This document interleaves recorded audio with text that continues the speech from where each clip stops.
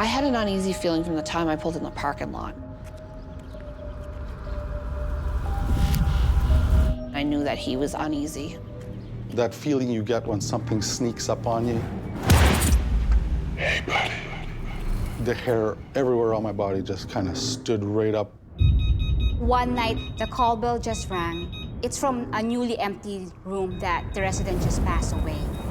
I felt alone and scared, like you're being watched. Whatever we were dealing with was not good.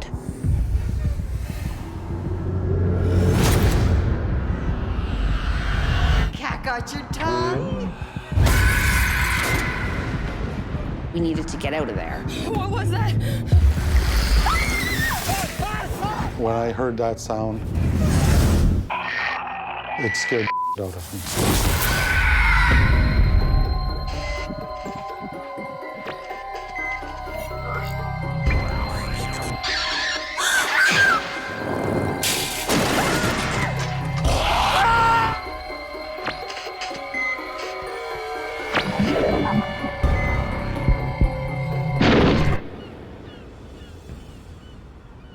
On the east coast of Canada, historic Prince Edward Island is home to some of the oldest settlements in the country.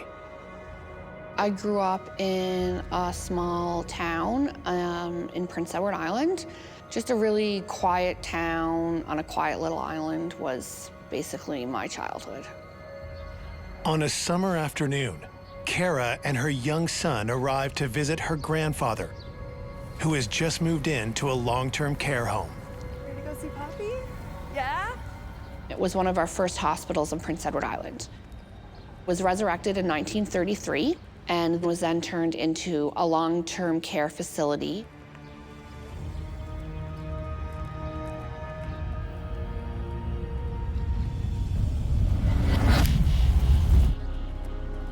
I could feel the tightness of my son's hand holding my right hand, and I knew that he was uneasy.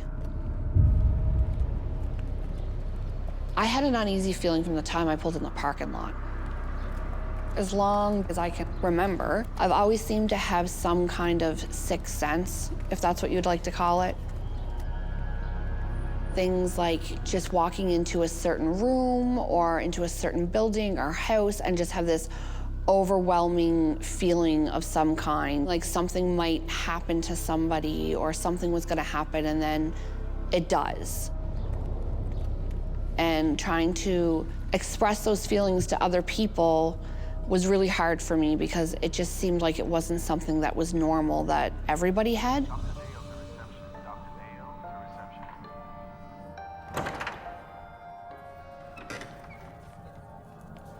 And as we walked in, it was like he went completely mute.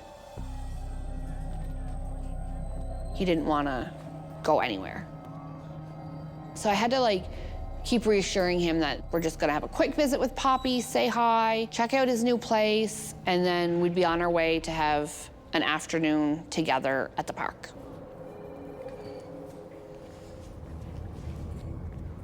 But first, I wanted to go and see my grandfather.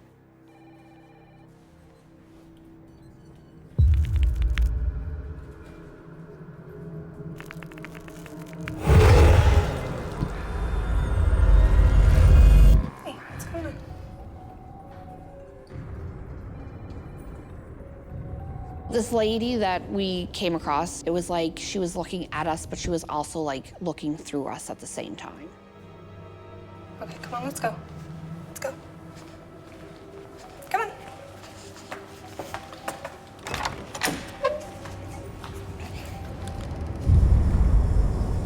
So we get inside of the elevator, and my son moves a little bit closer, and I can feel him kind of holding a little bit tighter. So I knew that he was under some distress and that we weren't going to stay very long at all. Hi, Poppy. We had a little visit, and we waited out in the hallway for the elevator to come up to the 3rd floor to get us. Hello. What's your name? Don't be shy. This older lady, she was very in my son's face. Cat got your tongue? He wanted nothing to do with it. Let's go. There was definitely something about this woman that made us both extremely uneasy. Let's go. I don't like that place. He just kept saying, I don't like that house. I don't like that house. There's scary people, and I don't like that house.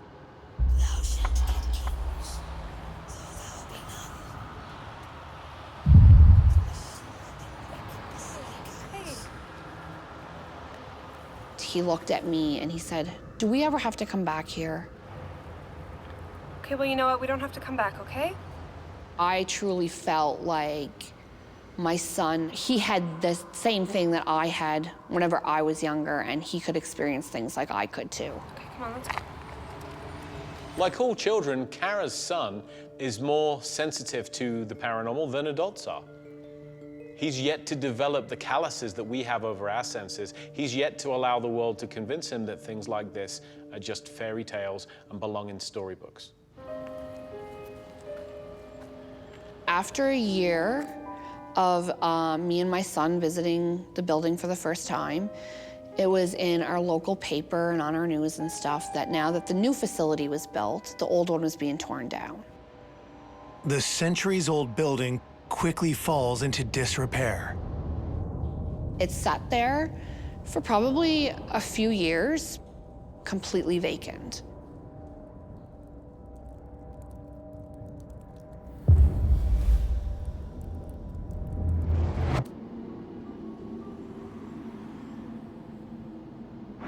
One night, me and my brother were coming from a friend's place, and we drove past the building. I'm driving, so I look to my left where the building is. Why is that light on? That light shouldn't be on. And I see a light come on upstairs. There shouldn't be anyone in this building. There's absolutely no power to this building whatsoever.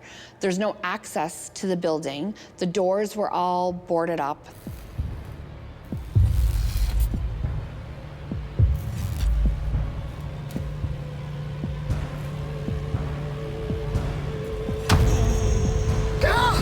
My brother turned his head and looked at me and said, holy and my brother seen it too.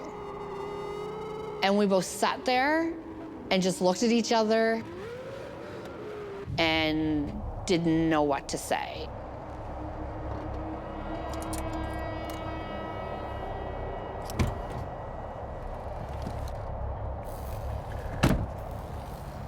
Kara!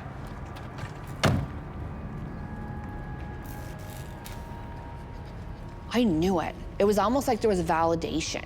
Like, I knew that there's something with this building. I knew it, and I knew it from day one.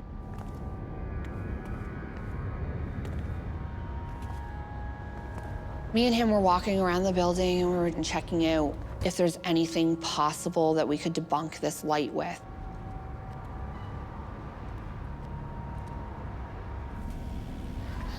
There was something up there. I don't know. There was absolutely nothing but darkness and stillness and quietness. That was all that was there. You saw it. I don't know. I don't know what I saw. You saw it! I saw something. Okay, let's just go.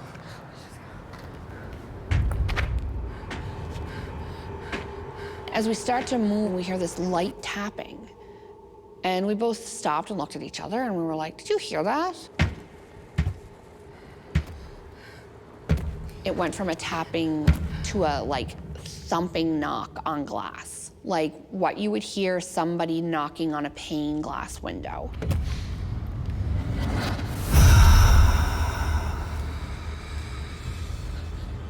She was just standing there, literally staring at us.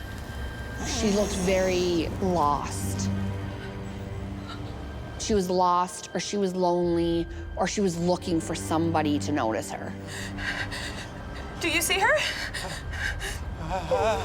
My brother, literally, he was frozen like a statue, just staring up at this window. And I remember feeling like that fight or flight aspect, like, do I run or do I stay? Like, I don't know what to do.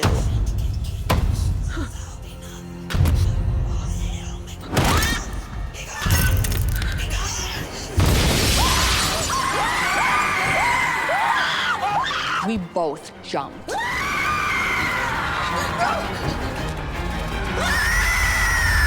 I have never been that scared in my life. We just bailed. Broadly speaking, there are two types of haunting, the residual type and the intelligent. The residual type is nothing more than a form of paranormal recording.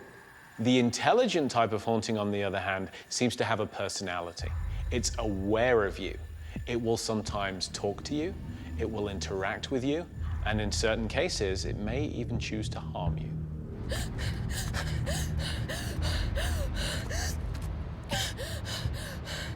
And we kind of just stopped to like catch our bearings for a second and like take a deep breath.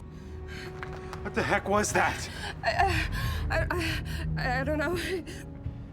Many reports of ghosts and hauntings come out of nursing homes and long-term care facilities.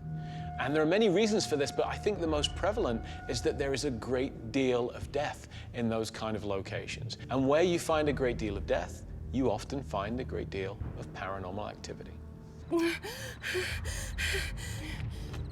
My brother was starting to head towards the car, but I had this feeling like I wasn't ready to leave. Like, there's something that was keeping me there.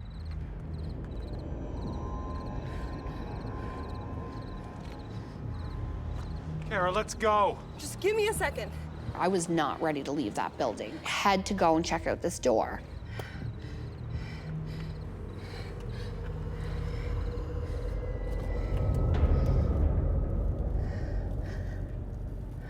I could feel the cold steel up against my skin.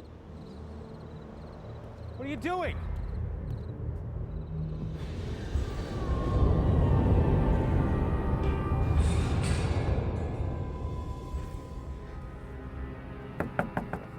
I don't know what came over me, but I knocked on the door. Are you crazy? Let's get out of here. Sorry to bother you. We didn't mean you any harm. I wanted them to know my intentions. I'm sorry if we bothered anybody. We just seen a light and we were just taking a peek around and looking, and we didn't mean any harm, and we're leaving now. Okay. Okay, let's go. What was that? Boom, boom, boom.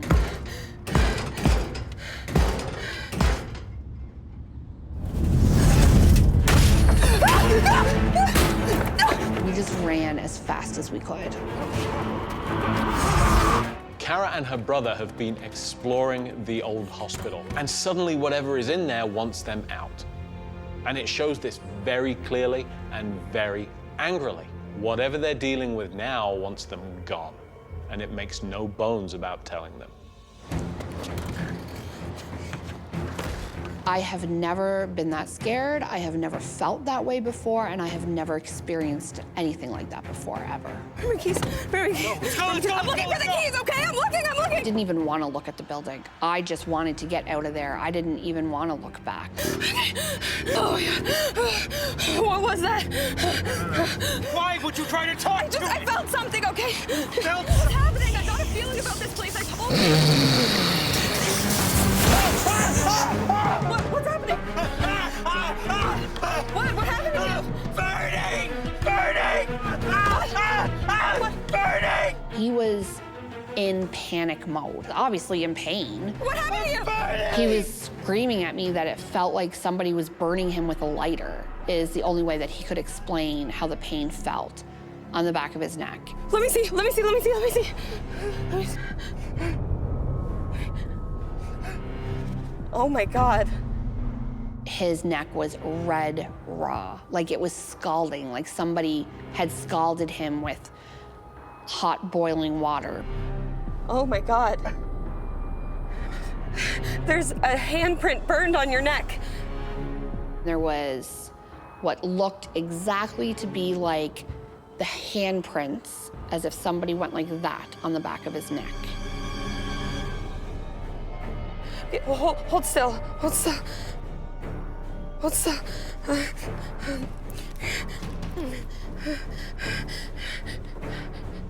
That's when I took a couple pictures of what I witnessed on the back of his neck to show him.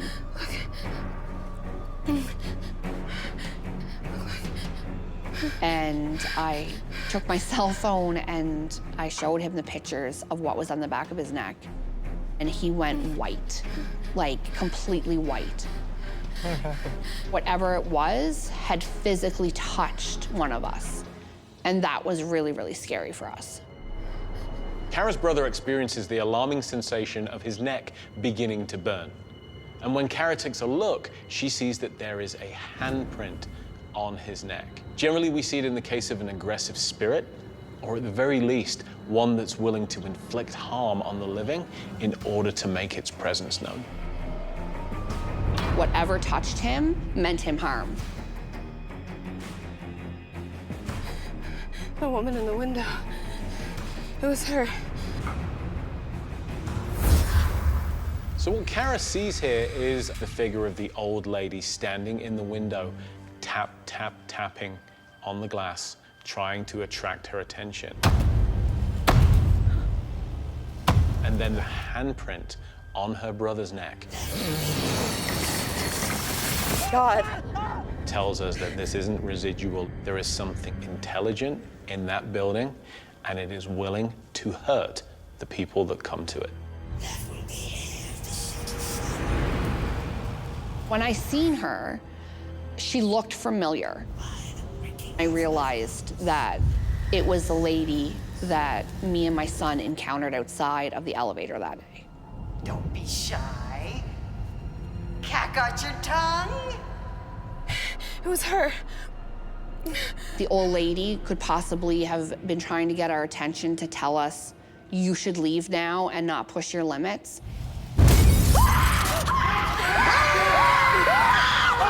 Like a warning. It's a warning that whatever we were dealing with was not good.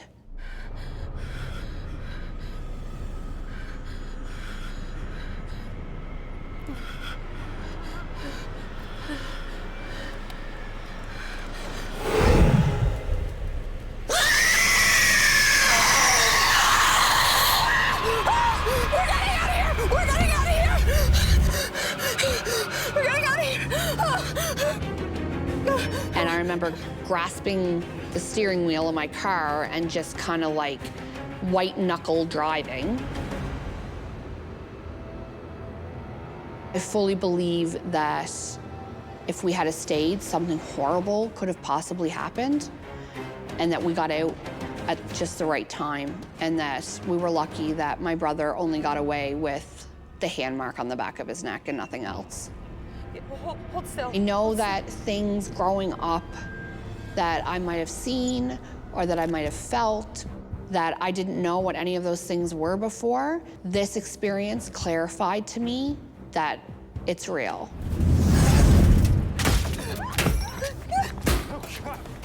And that there is something more out there than what we just see every single day.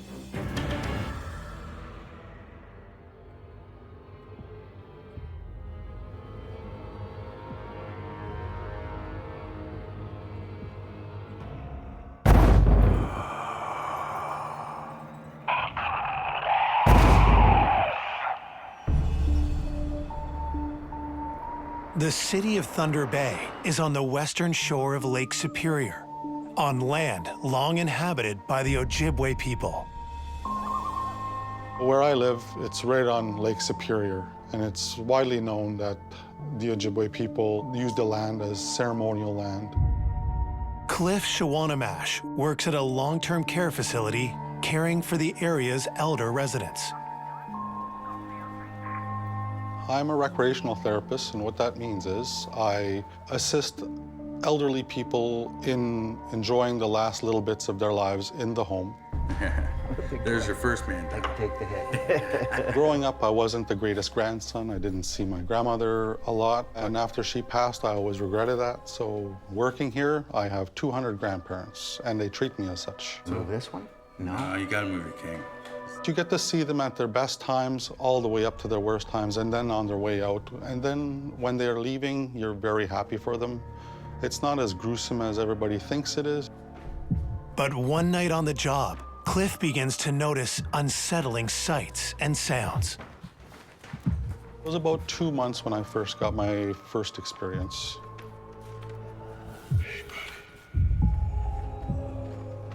Over my right shoulder, I felt a cold breath on the side of my face, kind of like when somebody leans in to whisper in your ear.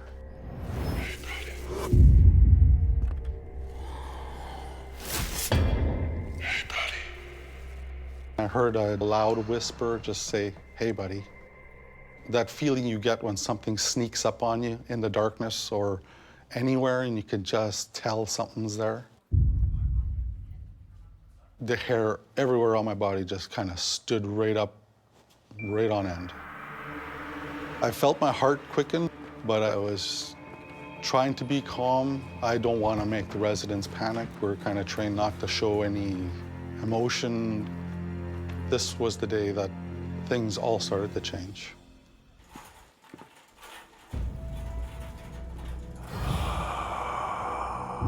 I see a black mass. It looks like a person walking by, going into the coat room. I know what I saw, and I was 100% sure that there was a person in there.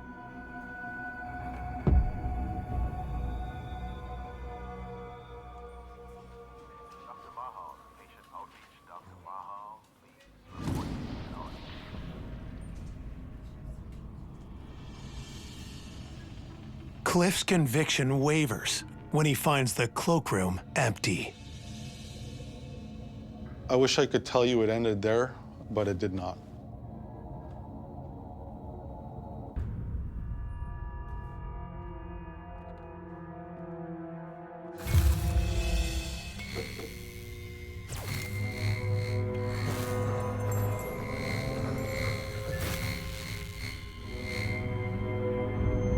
That's when I started to get the chills. I started to find it very eerie.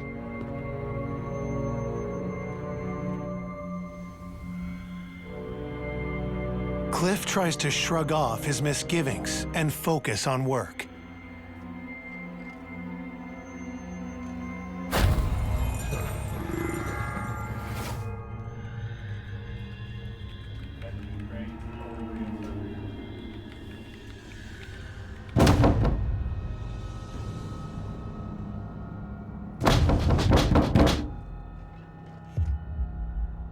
All of a sudden, there was rapping on a door right in our storage room.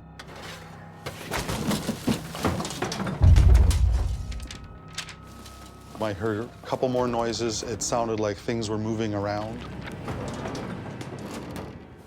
I know for a fact there was nobody there because there was nobody in the office.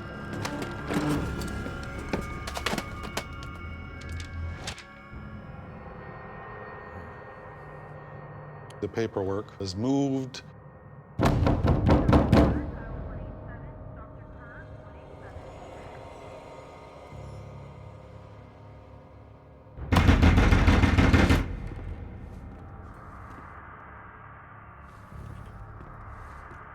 By this point, I was starting to get spooked. I was starting to feel very uneasy.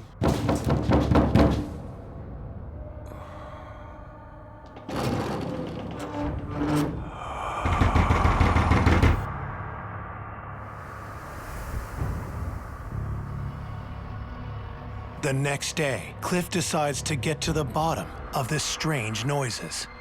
I decided to, one day, I'm gonna try and do a recording when nobody's around.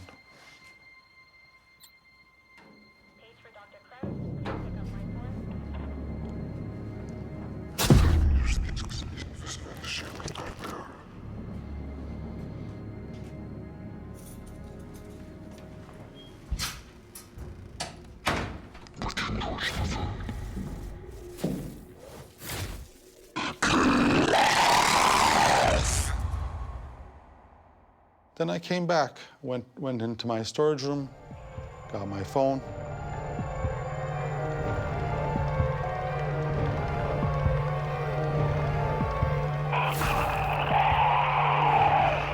When I heard that sound, it scared the out of me.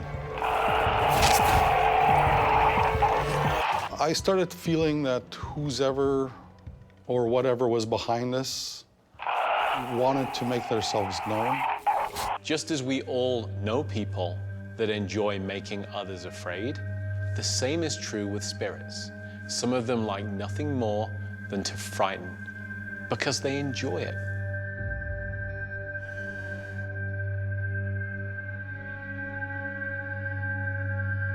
I've lived in the bush and I've come face to face with bears.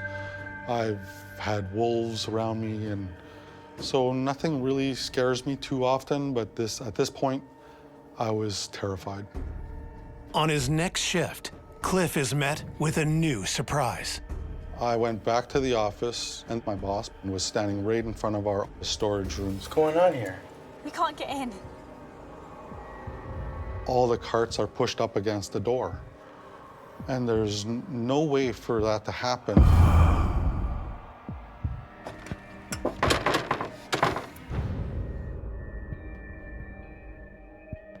I started to feel kind of shaken, kind of uneasy.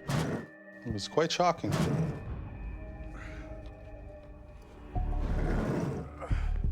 It was next to impossible just to open it, the way the carts were all jammed in there.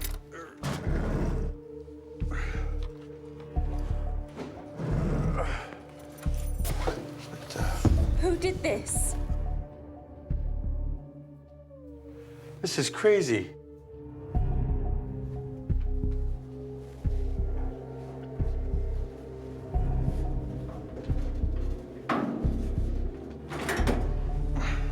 So I just pushed the carts away. I tried to focus on jobs at hand and just move along with my day, keeping the uneasy feeling as far in the back of my mind as possible.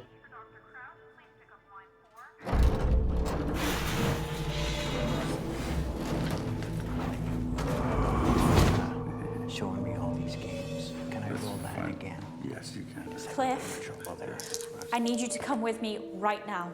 Right now? I thought, oh my God, I'm in trouble. What did I do now? She had this kind of like an upset look on her face. Now.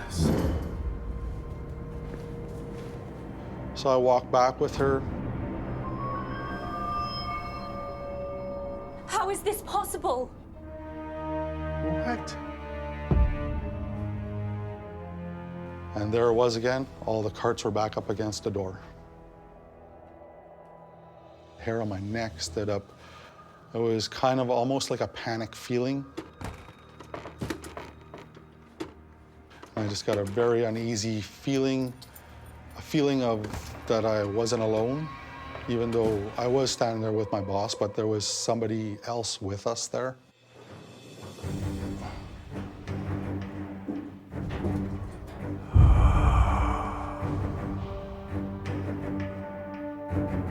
Soon, the terrifying incidents start to affect the home's residents as well.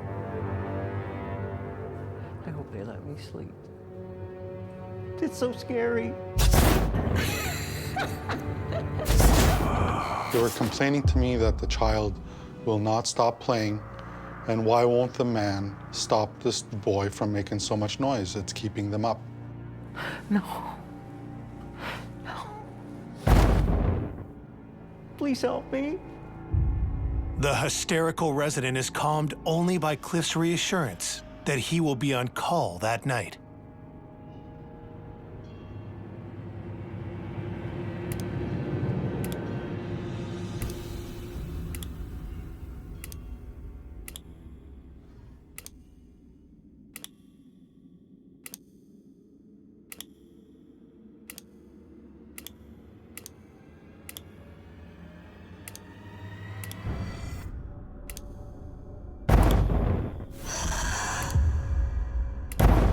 No.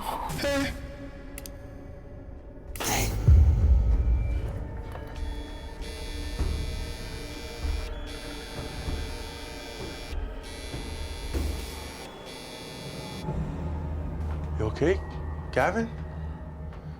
You okay?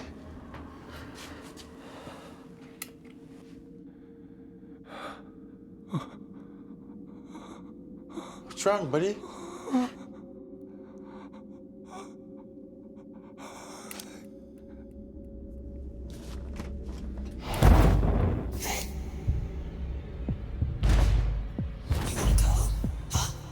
I was just frozen.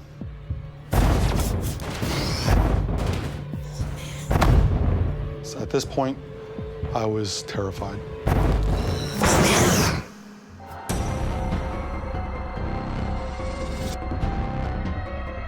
I didn't know what was happening. The next day, Cliff's coworker reveals she has had a similar encounter. Jackie, I don't know what's going on in this place. You're not gonna believe this, but I saw a boy and a man. And I could tell by the expression of my boss that she felt freaked right out. I'm sick of this.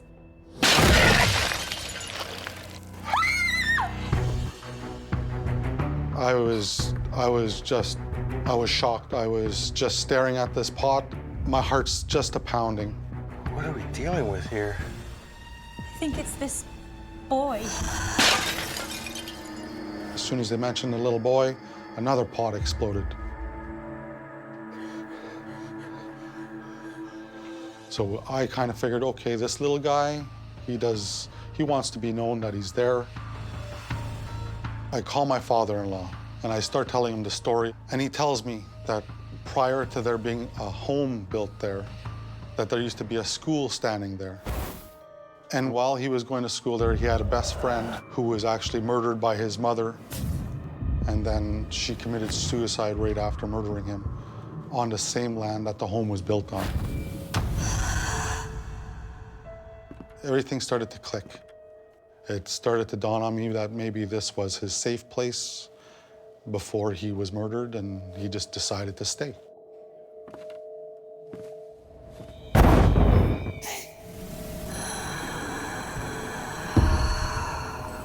This poor young child died at the hands of his own mother, and it may well be that now he sees Cliff as a father figure, and that he's teasing him and playing pranks on him because he desperately wants his attention.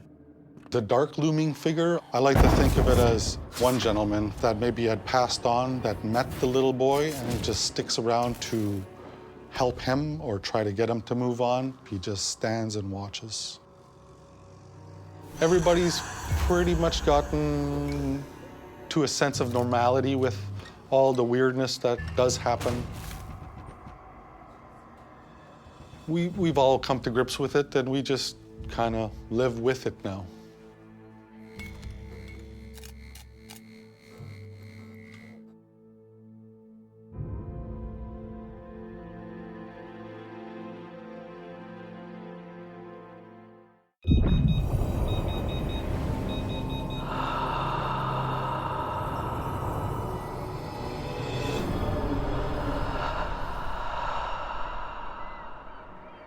It's 2018, and Jenna Santos is working as a nurse in a long-term care facility.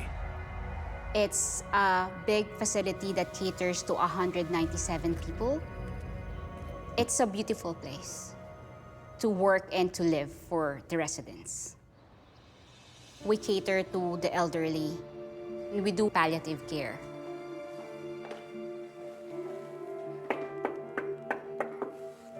Hey, Isaac. It's Jenna.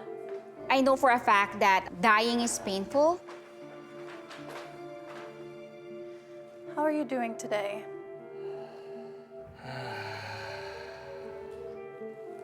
Are you hurting? So I kind of advocate for a comfortable passing for them, because that's our gift to them, to be pain-free.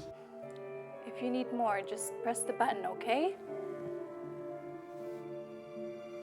It's sad, but it's fulfilling, because I'm a compassionate person, and there's no better course to put that compassion into action but nursing. Jenna feels fulfilled by her job, but night shifts make her nervous.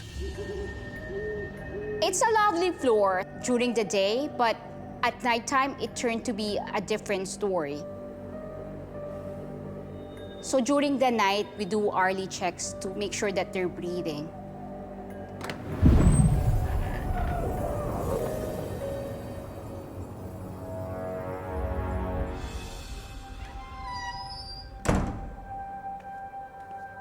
I felt alone and scared, like you're being watched.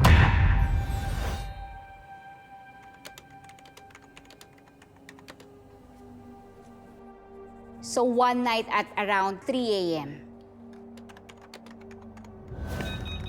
the call bell just rang, and then I have to look at the monitor, where did the call bell coming from? And I saw it's from a newly empty room that the resident just passed away.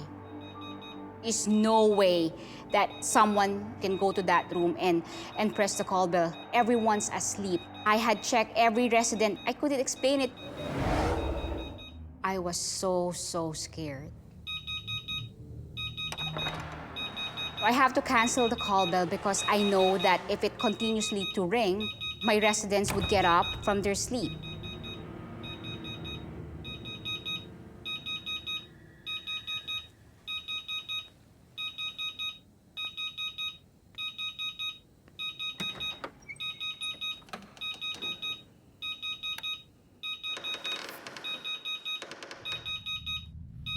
There's no one in there.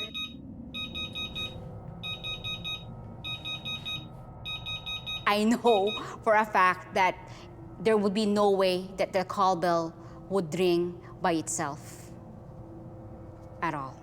I'm cold and clammy. I have like shivers in my spine.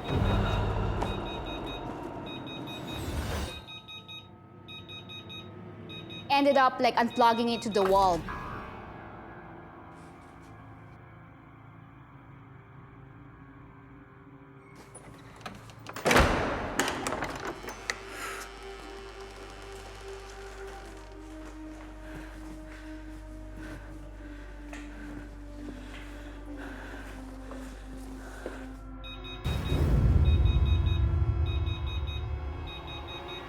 It rang again. I have to muster enough strength and courage just to cancel that call bell.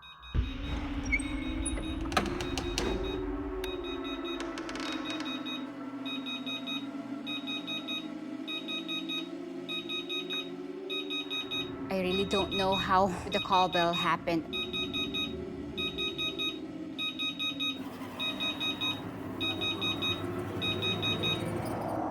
The next few shifts bring Jenna no relief. Maintenance had been called so many times to fix the call bell. But they said it was an electrical issue. I know. Can you just please just check it again? It happened to me every night. As the call bell alarms happen more often, Jenna's favorite patient is failing.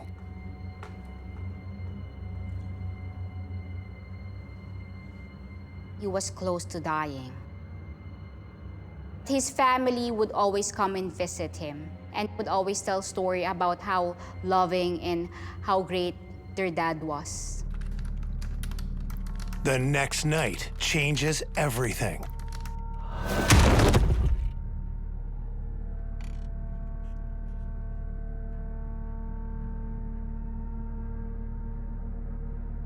The painting that was across from the nurse's station, right at 3 o'clock in the morning, it just fell down. I was just startled.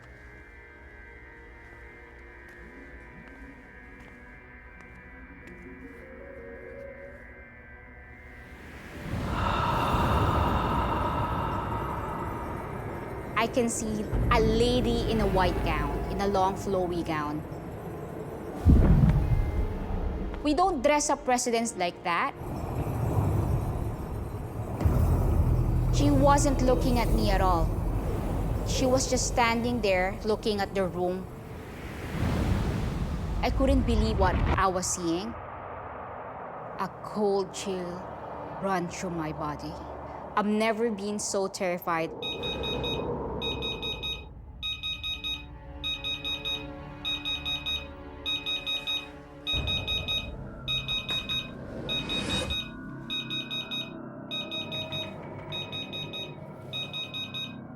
the apparition was gone.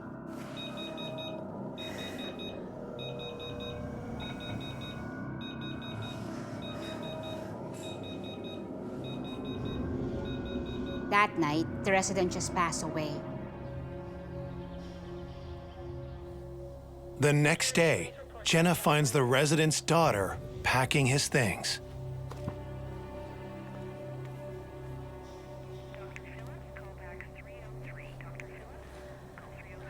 I'm going to miss him. Yeah. Me too. I saw a painting on the wall.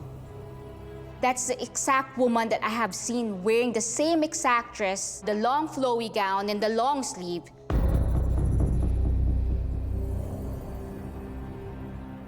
She said it was my mother. So that's his wife on the painting.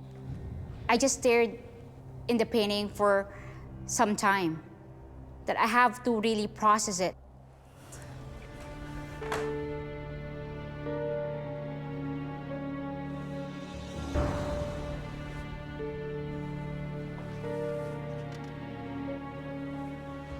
Jenna sees the apparition of this amazing woman, and often when somebody passes away, these apparitions will appear. This will happen, and it can be a really amazing and wonderful experience for people.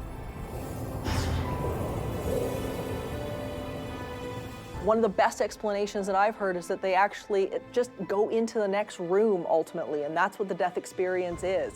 So their communication with us never really ceases to exist.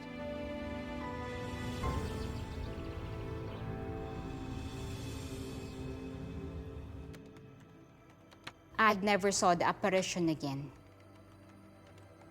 Since that experience, nothing significant had happened to me on that unit. I really do not want to ever experience that again. Because I don't want to live in fear constantly, working in a night shift. I'd rather to have like a relaxed environment that I could care more for my residents.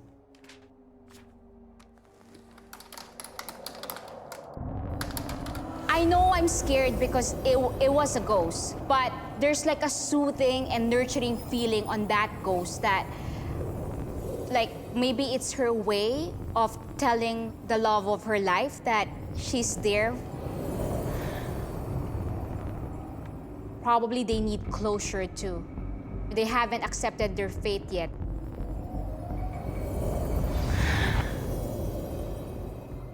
I'm a nurse. I believe in science. Everything should be logical, practical, the truth. But this had happened to me, and this is my story to tell.